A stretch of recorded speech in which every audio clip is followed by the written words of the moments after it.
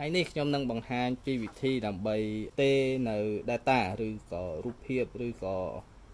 វីដេអូអីកម្មវិធីអីជាដើមពីទូរស័ព្ទចាស់ទៅកាន់ទូរស័ព្ទថ្មីជួបគ្នាថ្មីម្ដងទៀតជាមួយ Simple Tutorial ហើយនេះខ្ញុំនឹងបង្ហាញពីវិធីដើម្បីទេនៅ data ឬក៏រូបភាពឬក៏វីដេអូអីកម្មវិធីអីជាដើមពីទូរស័ព្ទចាស់ទៅកាន់ទូរស័ព្ទថ្មីបាទនេះទូរស័ព្ទចាស់គឺ iPhone XS Max ហើយនេះគឺ iPhone ស៊េរីថ្មីគឺ14 Pro ពណ៌ស្វាយ 128G ទឹកទិញមកហើយក៏ផ្លិចថត review ប៉ុន្តែឥឡូវសូម transfer ឲ្យអ្នកទាំងអស់គ្នាមើលសិនអូខេជាដំបូងអ្នកទាំងអស់គ្នាត្រូវដាក់វាក្បែរគ្នាសិនបាទបន្ទាប់មកអ្នកទាំងអស់គ្នាបើកទូរស័ព្ទម្ចាស់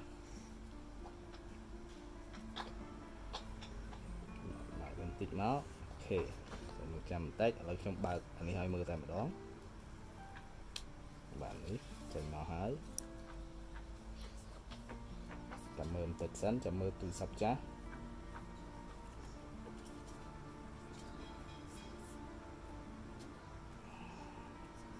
អូខេយើងដោះសារវាមកតបមកយើងចូលវាមក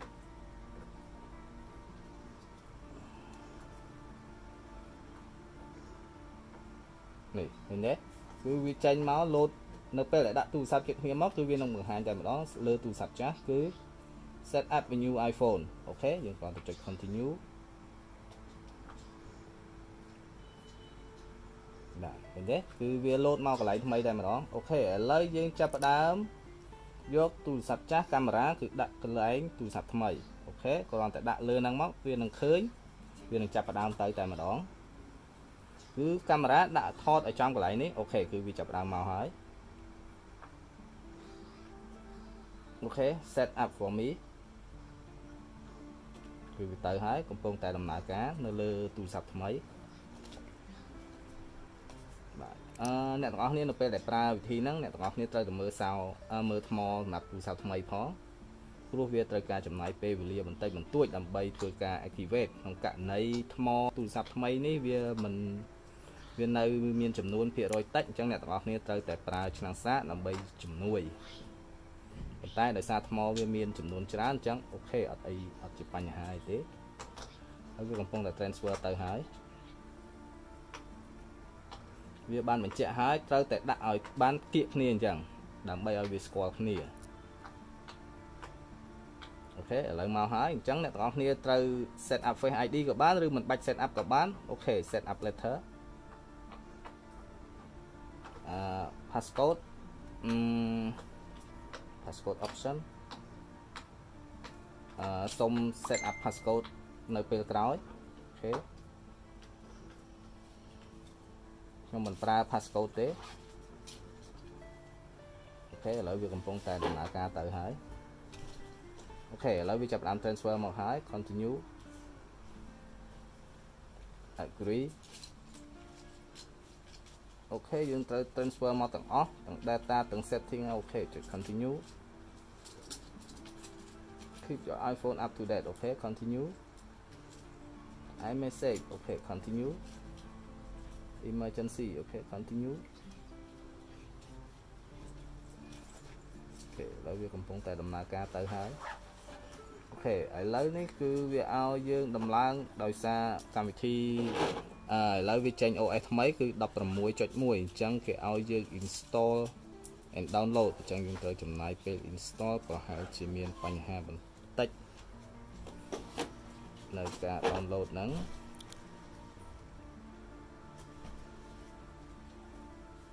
អូខេឥឡូវយើង back មកវិញសិន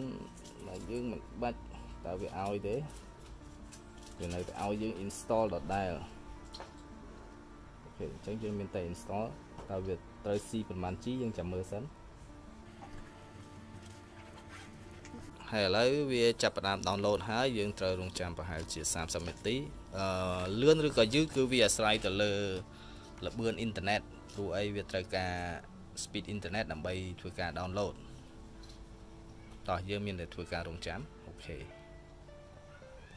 បាទអូខេឥឡូវនេះការ download គឺវាជិតបញ្ចប់ហើយនៅសល់តែ 2 វិនាទីទៅទេហើយវានឹងធ្វើការ install ចាំមើលអូខេយើងរងចាំទាំងអស់គ្នាអូខេឥឡូវនៅសល់22សេកុងទៀត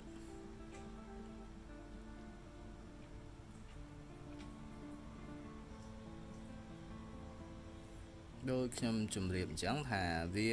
download ហ្នឹងគឺវាអាស្រ័យទៅលើល្បឿននៃអ៊ីនធឺណិតសិនបើល្បឿនអ៊ីនធឺណិតយើងលឿនគឺការ download ហ្នឹងក៏លឿនទៅតាមនឹងដែរអូខេឥឡូវនៅសល់2 វិនាទីទៀត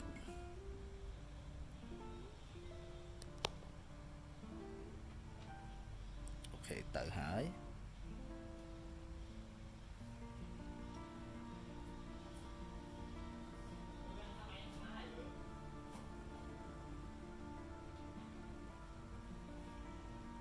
ទៅឥឡូវហើយអូខេឥឡូវវាចាប់ផ្ដើម preparing update ហើយ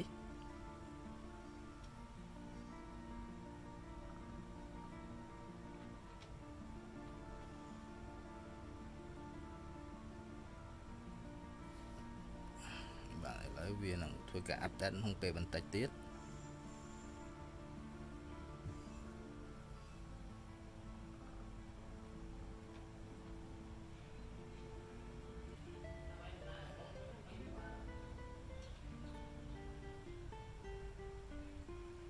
ទៅហើយគឺវាកំពុងតែដើរ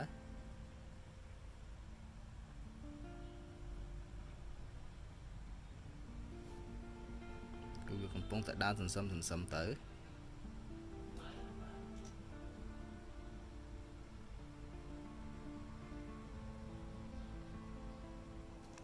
អូខេឥឡូវវា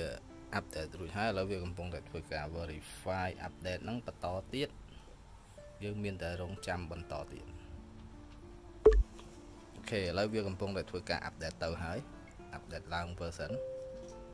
គឺវា restart ដោយខ្លួនឯងឥឡូវយើងមានតែធ្វើការរងចាំទៀតហើយអូខេឥឡូវវាចូលមកដល់ដំណាក់កាលទៀតហើយយើងឥឡូវវាកំពុងតែ prepare transfer ហើយអូខេដោយសារតែទូរស័ព្ទថ្មីគឺវាតម្រូវឲ្យឡើង version ដូច្នេះគឺវាឡើងមក 16.1 តែម្ដងឥឡូវវាកំពុងតែធ្វើការ prepare transfer ជាថ្មីម្ដងទៀតគ្រាន់តែបញ្ជាក់ថាទូរស័ព្ទទាំងពីរត្រូវតែដាក់ទន្ទឹមគ្នាជានិច្ចហើយត្រូវតែមានថ្មទាំងពីរព្រោះអីខ្លាចវាមានបញ្ហារលត់អញ្ចឹងគឺវាមានបញ្ហា error បាទអញ្ចឹងហើយបានជាគេតម្រូវឲ្យបើទូរស័ព្ទណាខ្សោយថ្មគឺត្រូវតែសាកថ្មឲ្យបានជាប់ជានិច្ចឥឡូវវាកំពុងតែ preparing transfer អូខេឥឡូវវាចាប់ផ្ដើមលោតទៅហើយនេះបាទគឺ transfer to iPhone ចំណែកអាថ្មីនេះគឺ transfer from បាទឈ្មោះទូរស័ព្ទនោះឯងបាទឥឡូវយើងកំពុងតែធ្វើការរងចាំបន្តទៀតរហូតតតែវា transfer បញ្ចប់បាទនេះបាទឃើញទេគឺវាទៅតែចាប់ផ្ដើមប៉ុណ្ណេះទេហើយestimate គឺនៅគឺវាលោតចេញមកហើយប្រហែលជា20នាទីជាងកម្មវិធីវាមានច្រើនវាមានហ្គេមវាមានអីវាមានរូបភាពអីចឹងវាត្រូវការចំណាយពេលវេលាច្រើនអូខេយើងរងចាំបន្តទៀតរហូតដល់តែជិតចប់ខ្ញុំនឹងបន្តឲ្យអ្នកទាំងអស់គ្នាមើលម្ដងទៀតអូខេឥឡូវការ transfer ត្រូវបានបញ្ចប់ហើយទូរស័ព្ទចាស់គឺវាឲ្យដាក់ continue ចំណែកទូរស័ព្ទថ្មីគឺវាត្រូវការ restart តែប៉ុណ្្នឹងទេអូខេយើងដាក់ continue មកណៃនេះអូខេ erase this iPhone អត់តាន់ទេអូខេយើងមើលនេះអូខេឥឡូវនេះគឺចប់ហើយគ្រាន់តែចុច continue set up letter ម្ដងទៀតអូខេ passcode យើងម្ដងទៀតមកយើងមិនប្រើទេអូខេសូមចុចម្ដងទៀត don't use passcode អូខេ Apple ID skip វាសិនទៅអូខេបាទអូខេឥឡូវចប់ឥឡូវហើយវាកំពុងតែដំណើរការបាទចំពោះទូរស័ព្ទចាស់នេះគឺខ្ញុំនឹងធ្វើការបន្តទៀតចាំមើលសិនអូខេដល់វាបញ្ជាក់ថាវាបាន transfer ទៅថ្មីហើយអញ្ចឹងអ្នកអាច erase វាដើម្បីឈប់ប្រើក៏បានអូខេចំណែកអានេះអូខេអានេះគឺវា improve អូខេ share audio not now អូខេ emergency អូខេឥឡូវគឺចប់ហើយអូខេឥឡូវគឺបានមកហើយគឺដូចគ្នាតែម្ដង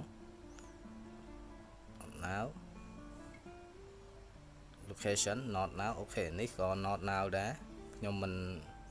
erase iPhone ម្ចាស់ហ្នឹងទេអូខេបាទអូខេគឺដូចគ្នាតែម្ដងបាទនេះអូខេអញ្ចឹងការ transfer data document អីផ្សេងក៏បានបញ្ចប់ទៅហើយដែរបាទសូមអរគុណអ្នកទាំងអស់គ្នាដែលចំណាយពេលវេលាក្នុងការតាមដានបាទសូមអរគុណសូមជម្រាបលា